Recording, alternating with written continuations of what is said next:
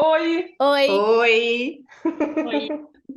Então a gente está Bem-vindas. aqui, o time da Cora, mais eu, para a gente conversar um pouquinho sobre o que são os negócios possíveis. Então a gente tem três perguntinhas para bater um papo informal e ir construindo juntas possíveis respostas hoje.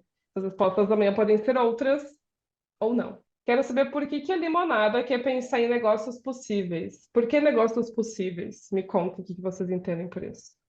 eu acho que fazer coisas possíveis é o que a gente pode entregar de melhor, assim, e sair um pouco dessa expectativa que a gente coloca na gente, que a gente coloca nos negócios, nas nossas entregas, no que a gente tinha que estar fazendo ou não. Então, acho que possível é uma coisa mais é, real, real para o nosso momento, real porque a gente pode fazer agora, com quem a gente pode fazer agora. Então, acho que possível é uma palavra que aterra bastante, assim, e traz para mais perto, sabe? Se não é o que é possível fazer, eu acho que fica muito distante, porque a gente fica muito no mundo da idealização, do que a gente poderia estar fazendo, queria estar fazendo, ou deveria estar fazendo, né? Então, o que é possível já está de bom tamanho, já está de ótimo tamanho. Bom, Ai, não, e o possível é excelente, né, gente? Tipo, o possível é o que há. Seguindo na filosofia, a Pã puxou para um lado bem filosófico. Eu já estava pensando, eu já estava pensando na coisa assim, tipo, empreender, ter empresa, inventar negócios e fazer coisas que tu deseja dentro da tua, enfim, caminhada profissional, já é um desafio por si só, né? A gente está aí sendo metralhada o tempo inteiro por expectativas externas, por modelos, por referências impecáveis, perfeitas, perfeição não existe, né? E na realidade, apenas o que dá para fazer é o que existe, assim, seguindo na filosofia.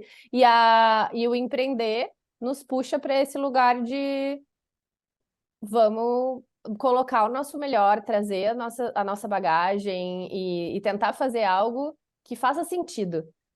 E que não necessariamente responda a expectativas externas e sim responda às tuas vontades, às tuas necessidades. Não que responder às tuas vontades e às necessidades não vai te levar para um lugar idealizado. Essa terapia precisa estar sempre sendo feita.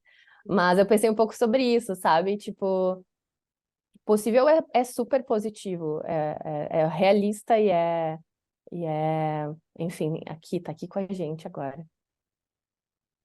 Para mim tem a ver com não se sentir tão cobrada para começar. Eu, pelo menos, já tive inúmeras ideias que ficaram na gaveta por anos e algumas, inclusive, permanecem lá ou viraram uma bolinha de papel, nunca foram para o mundo, porque eu tinha a ideia de que para começar as coisas elas tinham que estar muito bem resolvidas. E aí, acho que o empreender foi reforçando em mim essa ideia que as gurias já trouxeram de que a prática vai colocando as coisas num outro modo, né? Então a gente tanto começa a ver que a gente tem uma capacidade de realização que a gente nem sabia às vezes que tinha, e também coloca em prova se o que a gente desenhou lá no mundo ideal do projeto e tal realmente é viável, ou se aquilo interessa a gente e as outras pessoas, se aquilo tem um impacto de verdade, né? Então eu acho que o possível é essa forma da gente fazer as coisas existirem. E por isso que é melhor do que o desejável, o perfeito, o idealizado, né? Porque é o que a gente realiza. uhum. É curioso porque eu penso muito nesse perfeito versus possível, nessa quase uma comparação, assim. Eu ando pensando bastante sobre isso, porque eu acho que quando a gente empreende, ou faz projetos sozinhas, ou começa coisas, a gente sempre tem essa expectativa, todos esses atributos que vocês foram trazendo, e quando a gente começa a testar, a gente vai vendo as coisinhas meio que caindo, assim, né? Porque a gente vai colocando sempre mais pratinhos, porque vai somando também com esse contexto do que a gente quer, do que a gente percebe que os outros estão fazendo, do que a gente acha que pode ser feito, de oportunidades, do ai, como eu gostaria de testar isso. E aí algumas coisas vão caindo e a gente vai vendo que o que sobra é realmente o possível. É quase como se a gente tivesse que pensar no objetivo daquela coisa alinhado com o que a gente quer e no tempo do agora. Que eu acho que no meio disso tudo tem uma coisa que corre que é o tempo, né? Que é quanto tempo eu tenho disponível agora para fazer isso, quem são as pessoas que podem contribuir. E aí, quando a gente põe o elemento do tempo, a gente foge da perfeição, porque tempo a gente não controla assim como, né, os negócios. Então, eu acho que amplia um pouco essa nossa ideia do que pode e do que precisa ser feito quando a gente soma todos esses atributos. O lance do tempo, para mim, aplicado ao trabalho, é muito a questão chave também do que é possível ou não é. Eu acho que o idealizado passa por uma dedicação de tempo que nenhuma pessoa deveria ter dedicado ao trabalho, né? Porque a nossa vida é muito mais complexa e com muitas outras frentes e com muito mais a descobrir do que a gente colocar em prática um projeto de trabalho, né? Então, eu acho que o possível para mim também a Terra, esses negócios, os negócios possíveis, eles estão mais contemplados no que cabe na vida.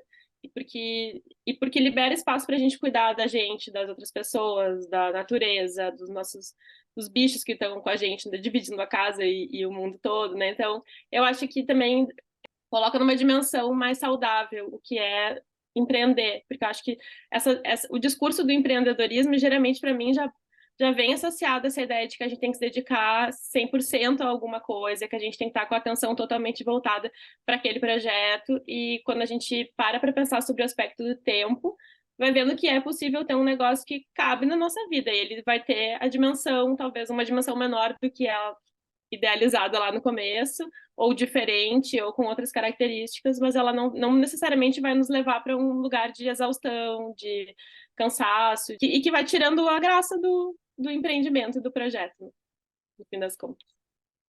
Eu queria ouvir de vocês também como vocês percebem que os negócios possíveis se relacionam com os desafios dos negócios, então. Bom, eu acho que a gente, em diversos momentos, tem vários desafios simultâneos. E aí, às vezes, pelo desejo de resolver tudo e essa idealização de que o negócio vai estar redondinho e que a gente vai estar com tudo em dia, a gente começa a querer atacar várias frentes, né, ao mesmo tempo, e nisso não consegue resolver ou entregar as coisas que a gente precisa para fazer com que um projeto se resolva, né? Então, acho que é muito importante conseguir eleger prioridades. Então, por exemplo, a gente está enfrentando, não nesse momento, mas a gente enfrentou em momentos da empresa a sensação de que precisava investir mais em comunicação, ao mesmo tempo que precisava ter uma organização financeira melhor, ou a gente precisava de um suporte jurídico, enfim, trazendo alguns exemplos, mas todos eles a gente nem conseguiria, nem teria o dinheiro, o recurso para pagar. Então, a gente escolhendo acho que tem uma vantagem da gente se dedicar a resolver aquilo com mais atenção, a gente estuda melhor o que a gente precisa, os dados que a gente tem, a gente olha para os nossos materiais, a gente consegue discutir melhor e construir soluções que depois vão desencadeando melhorias nas outras áreas também, né? Mas acho que a ideia de tentar dar conta de tudo às vezes mais atrapalha ou nos empaca um pouco, né? E dá aquela sensação de fracasso, de que a gente não vai conseguir dar conta. E aí eleger um desafio, acho que é uma boa estratégia. E é uma estratégia que a gente costuma sempre aplicar. Boa, até eu saí essa semana de uma limonada que a gente estava fazendo e eu ouvi muito isso da pessoa que a gente estava atendendo, que às vezes a gente, na euforia de querer botar logo na rua ou de fazer muito rápido, acaba ultrapassando algumas etapas, ou então achando que são problemas pequenos, que não precisa olhar agora. E a tendência é que eles cresçam, né? Parece que tem coisas que mesmo quando a gente não alimenta, elas crescem. Talvez o problema seja um pouco isso, porque ele vai se nutrindo de outras coisas que estão coexistindo. Então, poder parar e olhar para um não quer dizer que os outros não vão se beneficiar desse cuidado. Porque eu acho que até o que a Pô falou antes de falar em voz alta, ou até de ouvir uma outra pessoa trazendo coisas que tu já pensou, mas de uma forma organizada, de um jeito diferente, te possibilita pegar aquele pensamento e reaplicar em outras coisas. E na nossa metodologia aqui, não quer dizer que a gente não possa voltar depois de um mês e falar sobre um outro problema. Então, o interessante de como a gente pensou na limonada é que ela possa sim ser sequencial, né? A gente pode fazer uma limonada durante um ano se a pessoa quer fazer um monte de mudança na empresa ou conquistar muitas coisas diferentes. Mas é mais a ideia de olhar para uma coisa de cada vez, sabendo que todas elas se conectam, porque a gente olha para o sistema, não olha só para uma coisa muito pequenininha que não se conecta com todos. E acho que tem também um super benefício, que era o que eu estava lembrando antes, que é de ter alguém de fora olhando para o desafio, né? Então, às vezes, a gente está mergulhado em 1000 questões simultâneas, mas quando vem aquela pessoa que está com a cabeça super fresca, que está com um olhar renovado por outras referências, que está em contato com outras coisas, aquilo traz soluções muito mais rápidas, né? E que às vezes, se a gente tem esse desejo de resolver tudo ao mesmo tempo, a gente nem consegue ter essa qualidade de construção, né? Que às vezes vem por uma metodologia, por essas referências que eu falei, pela própria troca, né? Pelo que a gente constrói na conversa. Então, acho que tudo isso é muito benéfico para um negócio, né? Independentemente do tamanho. É, Bom, e eu acho que dá para adicionar, inclusive, nessa conversa, o fato de que não necessariamente tu precisa saber qual é o desafio para chegar na limonada. Pode vir com vários, porque esse olhar externo vai te ajudar a priorizar. A priorização, quando a gente está sozinha, muitas vezes ela é muito difícil de fazer, né?